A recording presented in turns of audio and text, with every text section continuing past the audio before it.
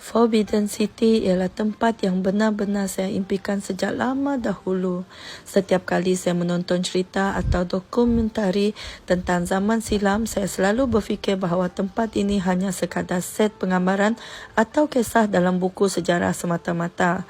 Seolah-olah ia terlalu agung untuk benar-benar wujud di dunia nyata.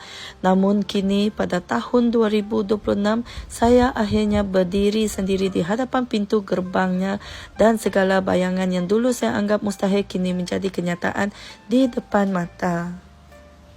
Saat melangkah masuk, saya terasa seakan-akan masa berhenti seketika. Setiap bangunan, setiap warna merah dan emas, setiap susunan batu di halaman luas ini membawa saya kembali ke zaman dahulu yang tidak pernah saya alami tetapi dapat saya rasakan kehadirannya.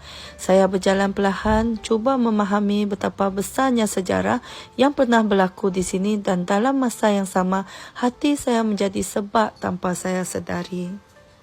Lantai Forbidden City ini telah bertahan selama berabad-abad dan masih dipelihara dengan baik, seolah-olah tidak banyak berubah sejak zaman dahulu. Setiap bangunan di Forbidden City tidak pernah diubah, sebaliknya hanya dipelihara dan dibaiki dengan baik, agar kekal seperti asal. Saya seperti sedang bermimpi, namun kaki ini benar-benar berpijak di bumi nyata. Perasaan itu bercampur baur antara kagum, terharu dan tidak percaya.